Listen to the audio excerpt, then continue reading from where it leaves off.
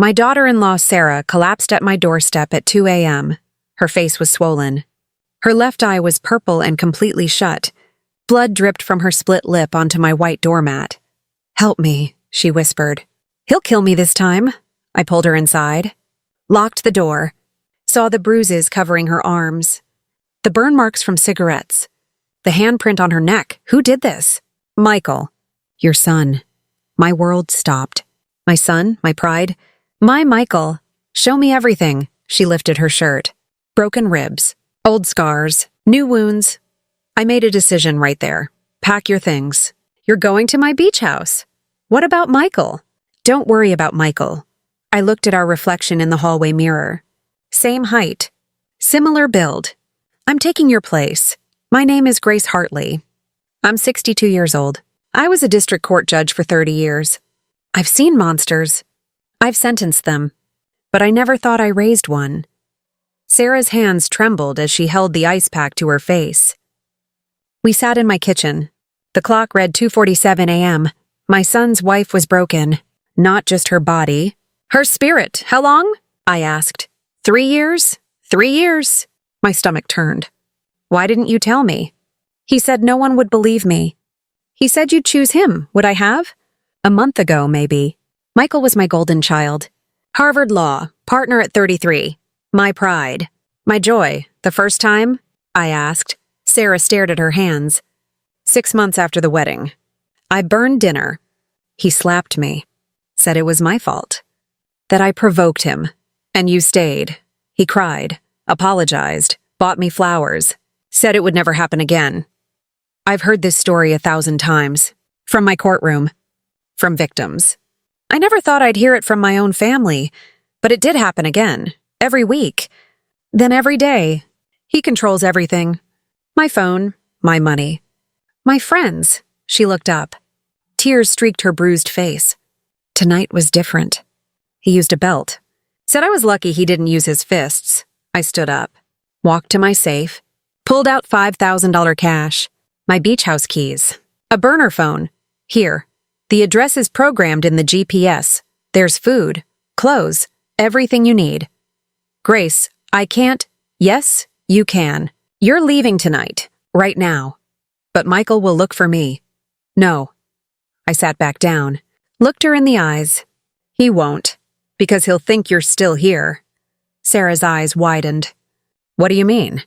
We're the same height, same build. With brown hair dye and contacts, I could pass for you. You can't be serious. I'm a judge, Sarah. I know how domestic violence cases work. He leaves no witnesses, no evidence. Just your word against his. And his word is gold in this town. So what are you going to do? Get evidence. Real evidence, video, audio, witnesses. I reached for her hand. Let me be you for 1 week. Let him show his true face. Not to his wife. To his mother. Sarah shook her head. He'll hurt you. I can take it. I've taken worse. I squeezed her hand. But more importantly, I'll record everything. And then I'll destroy him. Why would you do this? Because you're my daughter. Maybe not by blood. But you're family. And I protect my family. She started crying. Real sobs. The kind that come from years of holding it in. When do we start? Right now. Di's in the bathroom. You teach me everything. How you talk, how you move, how you act around him. We have 6 hours before he wakes up. We worked through the night. Sarah taught me her life, her mannerisms, her fears. By 8 a.m., I looked in the mirror. Brown hair, brown eyes, younger makeup. I looked like her older sister. Close enough. The key is to stay quiet, Sarah said. Never look him in the eye unless he demands it. Always say yes. Never question him. What if he gets violent? He will, just don't fight back. It makes it worse. Every word was a knife in my heart. This wasn't marriage. This was captivity. One more thing, Sarah said. She pulled out a small camera. I bought this months ago. Never had the courage to use it. It's motion activated. You can hide it in the bedroom. Perfect. At 8:30 a.m., I drove Sarah to the beach house. 3 hours away. No cell service. No internet safe. Stay here. Don't contact anyone. I'll call you on the burner phone every night at midnight. Please be careful. I'm always careful. I hugged her. Now go, hide, heal. Leave the rest to me. I drove back home. To my son's house. To hell, Michael came home at 6 p.m. I heard his car in the driveway. My heart pounded. I was standing at the stove. Making dinner. Playing housewife. The door opened. Heavy footsteps. Sarah? Where's my dinner? I kept my head down. Just like she taught me. Almost ready. Almost isn't good enough. He threw his briefcase on the counter. I had a hell of a day. I need to eat. Now. 5 minutes. Look at me when I'm talking to you. I raised my head slowly, met his eyes. My son's eyes. But there was nothing of the boy I raised. Just cold, empty, mean. That's better. Did you clean my office? Yes. Good girl. Maybe you're finally learning your place. Learning my place. My son. Talking to his wife like a dog. Dinner's ready. We sat at the table. He ate. I watched. He didn't ask how my day was. Didn't notice the tension in my shoulders. Didn't see the camera hidden in the corner. This chicken is dry. I'm sorry. You're always sorry, but you never improve. He pushed the plate away. Make me a sandwich. And this time, don't screw it up. I stood up. Made the sandwich. My hands wanted to strangle him. But I stayed calm, patient. This was day 1. I needed more. He ate the sandwich. Turned on the TV. Ignored me for 2 hours. Then he stood up. I'm going out. My office called. Emergency meeting. When will you be back? His face darkened. Since when do you question me? I just wanted to know if you needed dinner later. He grabbed my arm. Hard. His fingers dug into my flesh. I don't answer to you. You answer to me. Understand? Yes, he let go. Walked out. The door slammed. I looked at my arm. Red marks. Finger-shaped bruises forming. Day 1. Assault number 1. Evidence number 1. I pulled out the camera. Checked the footage. Got it all. His words, his grip. His face. This was just the beginning. Day 2. Michael came home at midnight, drunk. He stumbled through the door. Saw me reading on the couch. What are you doing up? Waiting for you. I don't need you to wait for me. I need you to be useful. He grabbed the book from my hands, threw it across the room. Clean the kitchen, now. The kitchen was already clean. But I went anyway. Started wiping counters. He followed me. You think you're so smart, don't you? Reading your little books. Pretending you have a brain. I didn't respond. I asked you a question. No. I don't think I'm smart. Damn right you're not. He leaned against the counter, watched me work. You're lucky I married you. No one else would want you. Lucky. My son thought abusing his wife made her lucky. You're getting fat, too. When's the last time you went to the gym? Last week. Not enough. Look at you. Disgusting. He grabbed my waist. Pinched hard. Lose 10 pounds by next month. Or I'm cutting your food budget. Okay. He left. Went to bed. Passed out. I checked the camera. All recorded. His insults. His cruelty. His control. Day 3. The violence escalated. I was folding laundry when he came home. He saw a wrinkled shirt. What the hell is this? I'll iron it. Slap. My face burned. My cheek stung. But I didn't flinch. Didn't cry. Just stood there. You have one. Job. One. And you can't even do it right. I'm sorry. Sorry doesn't fix my shirt. Another. Slap. Harder. Maybe this will help you remember. He stormed off. Left me standing there, my face throbbing. I went to the bathroom. Looked in the mirror. Red handprint on my cheek. By tomorrow, it would bruise. Good day 4. He started controlling my phone usage. Sarah's phone. He demanded the password. Why do you need my password? His eyes narrowed. Because I own you. Everything you have is mine. Give me the phone. I handed it over. He scrolled through messages, contacts, photos. Who's Jennifer? My friend from college. You don't have friends. You have me. He deleted the contact. Then another. And another. There. Now you won't be distracted. He threw the phone back at me. It hit my chest, fell to the floor. Screen cracked. Oops. Guess you'll have to be more careful. Day 5. The cameras were everywhere now. Living room, kitchen, bedroom, all hidden. All recording. Michael came home early. Caught me texting on the phone. Who are you texting? My mother. A lie. I was texting my lawyer. Setting up the case. Your mother? He grabbed the phone. Threw it against the wall. It shattered. You don't need a phone. You don't need to talk to anyone. You only need me. Michael, please, please. Please what? He got in my face. Inches away. You think you can leave me? You think anyone will believe you? I'm Michael Hartley, partner at Davis & Associates. You're nothing. And nobody. I just wanted to talk to my mom. Your mom doesn't care about you. No one does. Except me. He grabbed my throat. Not hard enough to choke. Just enough to terrify. Remember that. He let go. Walked away. Left me gasping. The camera in the bedroom got it all. The threat. The grip. The fear in my eyes. Perfect. Day 6. I was in the kitchen when he came home. He looked angry. Angrier than usual. We need to talk. About what? About you. And your attitude. He sat down. Crossed his arms. You've been different lately. Distant. Like you're planning something. My heart raced. Did he know? I don't know what you mean. Don't play dumb. I see it. The way you look at me. Like you're judging me? I'm not. Yes, you are. And I'm sick of it. He stood up. Walked toward me. Maybe you need a reminder of who's in charge here. He grabbed my arm.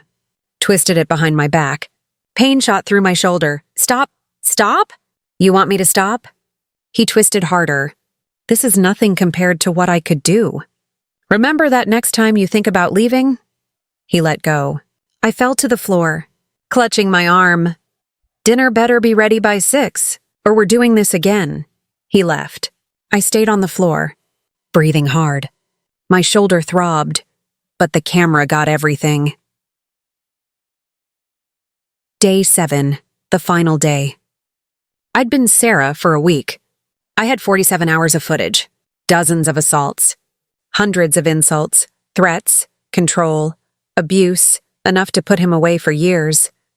Michael came home that evening, calmer, almost pleasant. Hey, how was your day? The sudden change in tone was jarring. Classic abuser behavior. After the storm, the calm. Fine. Good. Listen, I'm sorry about yesterday.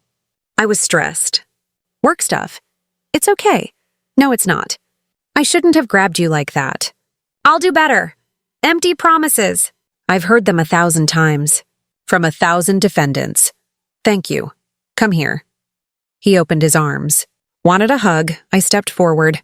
Let him hold me. My son. My monster. I love you, Sarah. You know that, right? I know. Good. Because you're mine. Forever. That night I didn't sleep. I stayed up, reviewing footage, backing up files, preparing the case. Tomorrow, everything would change. Day 8. The Reckoning. I woke up at 6 a.m. Michael was still asleep. I got dressed. Not in Sarah's clothes. In my own, my judge clothes. My power suit. I dyed my hair back to gray. Removed the contacts. Became myself again. At 7 a.m. I started making calls. First call. Michael's father, Robert. Robert, it's Grace. I need you at my house at 10 a.m. It's about Michael. It's urgent. Grace? What's going on? You'll see. Just be there. Second call. Michael's sister, Jennifer. Jen, it's Grace. Emergency family meeting. 10 a.m. My place. Is everything okay? No, but it will be. Third call. Marcus, Michael's law partner. Marcus, Grace Hartley. I need you at my house at 10 a.m. It's regarding Michael's conduct. It's serious. What kind of conduct? The kind that ends careers. Be there. Fourth call. Police. Detective Morrison? It's Judge Hartley. I need you at my house at 10 a.m. I have evidence of ongoing domestic violence. Yes, I'll explain everything. Fifth call. My lawyer. Patricia. Pat, it's Grace. I need you. Now. Bring everything we discussed. By 9 a.m., everything was set. Michael woke up at 9:30, stumbled into the kitchen, saw me. His face went white. Mom? What are you doing here? Where's Sarah? Sit down, Michael. Where is she? What did you do? I said sit down. Something in my voice made him obey. He sat, looked confused, scared. Sarah's safe. Somewhere you can't hurt her. Hurt her? I never... Don't. My voice cut like a blade. Don't you dare lie to me. Not after what you've done. I don't know what Sarah told you, but Sarah didn't tell me anything. I saw it myself. His face changed. Confusion. Realization. Horror. What do you mean? I mean, for the past week I've been Sarah. I dyed my hair. Changed my eyes. Lived in this house. Lived your marriage. Michael's mouth opened. Closed. No words. Every slap. Every insult. Every threat. I experienced it. And I recorded it. You can't be serious.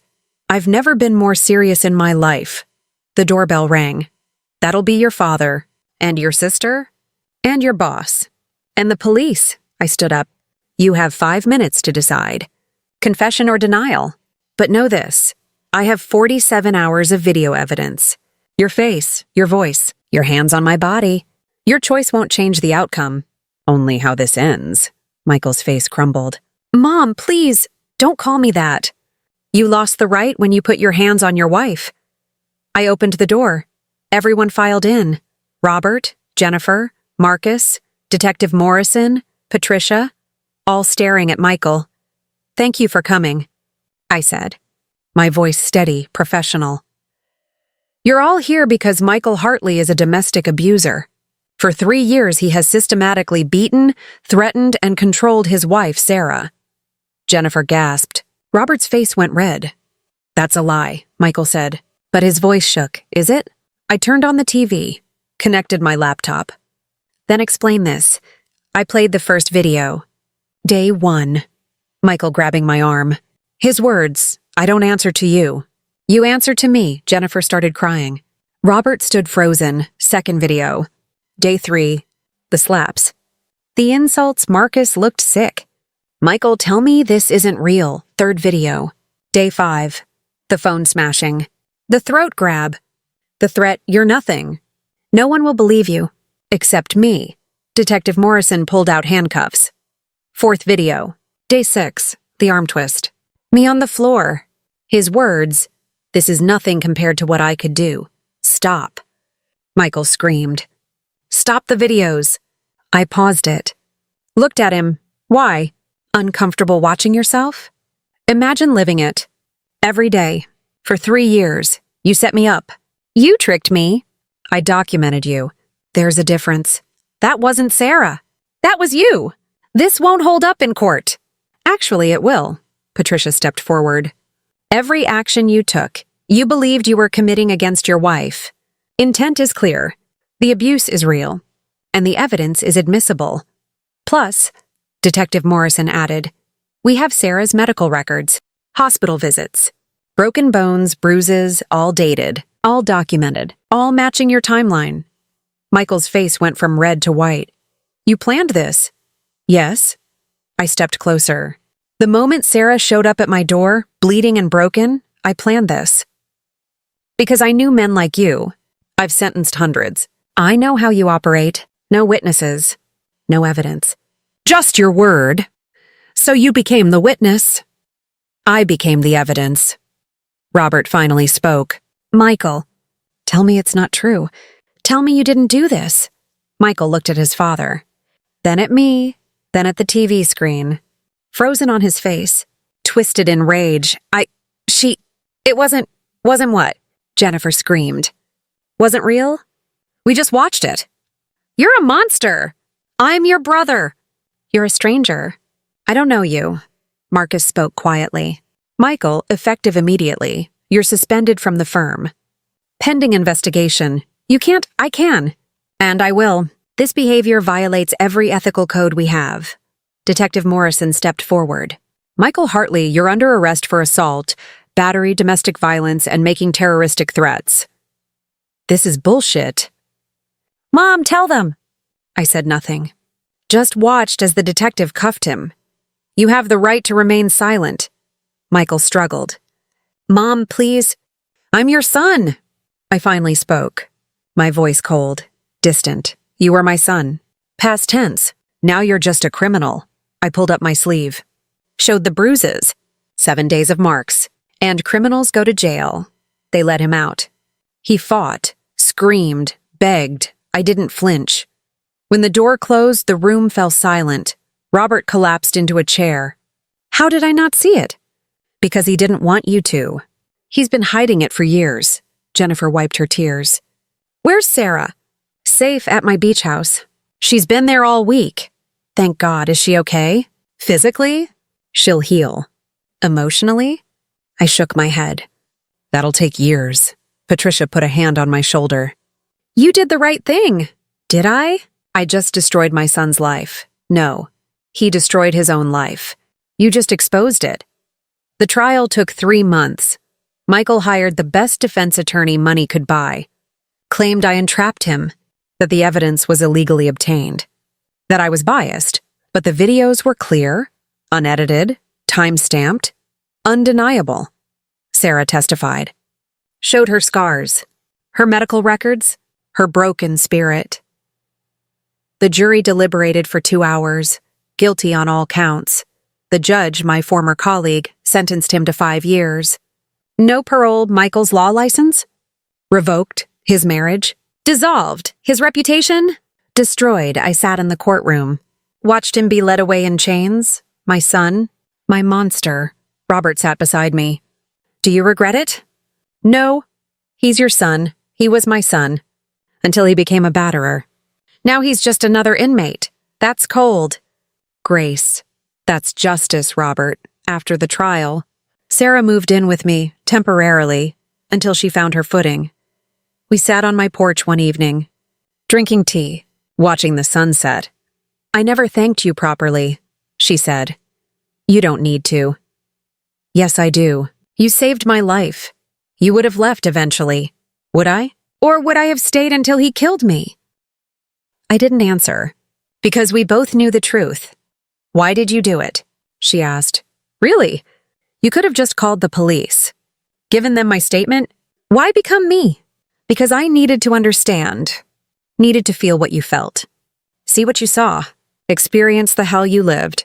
I looked at her. And because I needed proof. Real proof. Not just testimony. But video. Evidence that couldn't be questioned or dismissed. You risked your life. I risked my comfort. There's a difference. I knew he wouldn't kill me. Not in a week. He was too controlled for that. But Sarah, you were running out of time.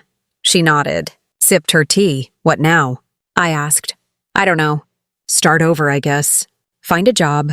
Find myself. Take your time. You've got a home here as long as you need it. Thank you. She paused. Have you heard from Michael? No, and I won't. He writes letters. I return them unopened. Do you miss him? I miss the son I thought I had. The boy who was kind and gentle and good. But that boy doesn't exist. Maybe he never did. Maybe I just didn't want to see the truth. That's not your fault, isn't it? I raised him. Somewhere, somehow, I failed. You didn't fail. You stopped him. That's the opposite of failure. Maybe she was right. Maybe I did the only thing I could do, but it didn't make the pain any less. 2 years passed. Sarah rebuilt her life. Found a job, made new friends, started therapy, learned to trust again. She moved out after a year. Got her own apartment. Her own space, but she visited every Sunday. We had brunch. Talked about life. About healing. She became the daughter I never had. Not by blood, but by choice. Michael got out early. Good behavior. After 3 years, he showed up at my door one day. I opened it. Saw him standing there. Thinner. Older. Broken. Mom, what do you want? To apologize? To explain? No, please. Just 5 minutes? You had 3 years. What's 5 more minutes? I've changed. I've been to therapy. Anger management. I understand what I did wrong. Good. Then you'll understand why I'm not letting you in. Mom, stop calling me that. You lost that privilege when you beat your wife. She's not even here anymore. Why are you still angry?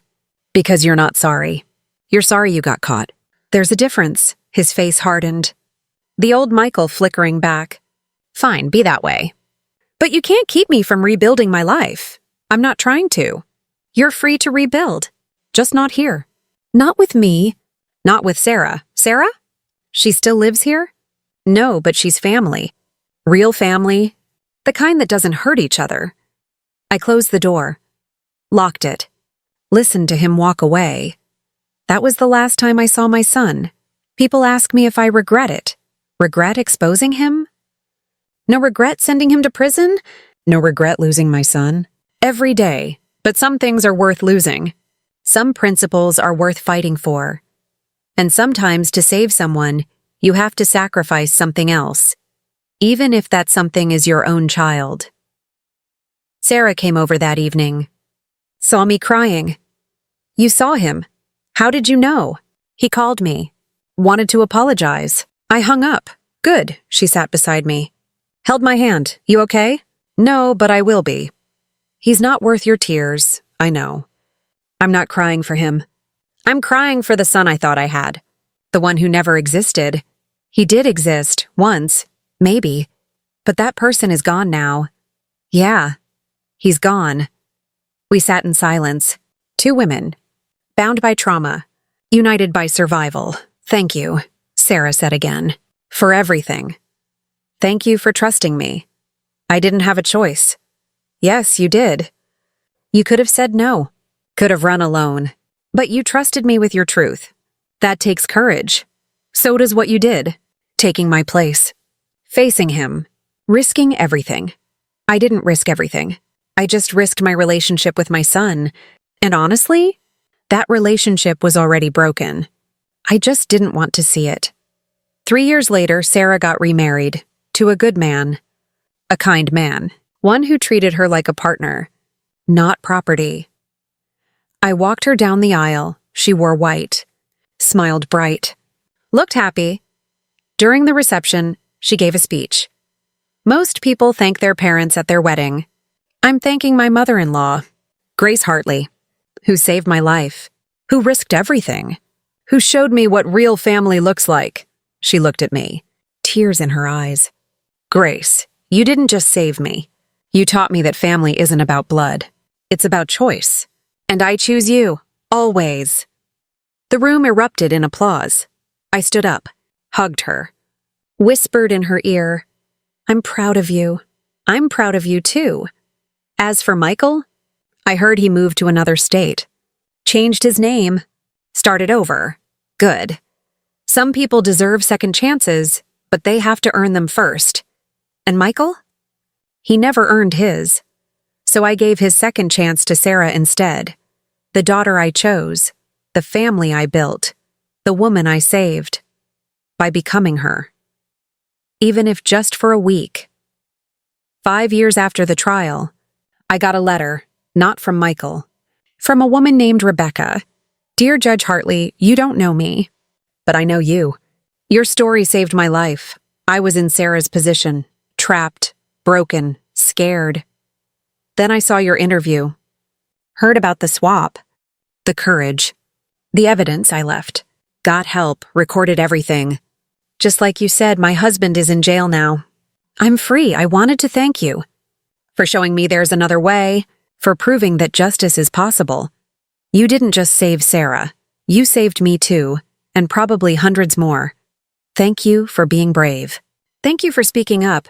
Thank you for not staying silent. You're a hero. Sincerely, Rebecca. I read the letter twice. 3 times. Then I called Sarah. You need to see this. She came over. Read it. Started crying. See? You didn't just save me. You saved everyone who heard the story. We saved them. Together. No. You saved us. I was just the catalyst.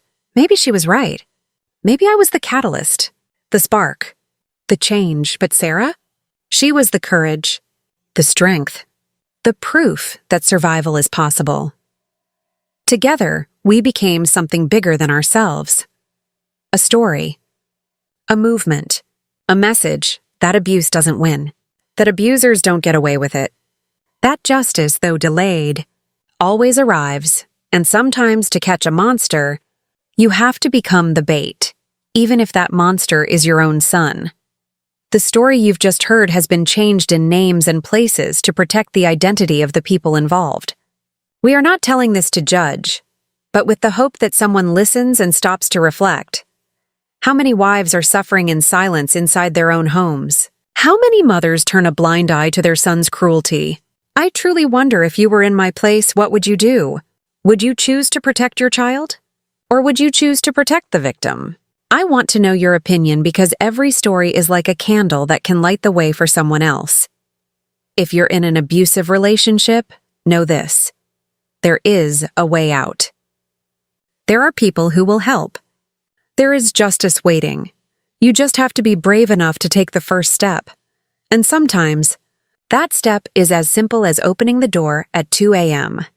God always blesses, and I am convinced that courage leads us to better days.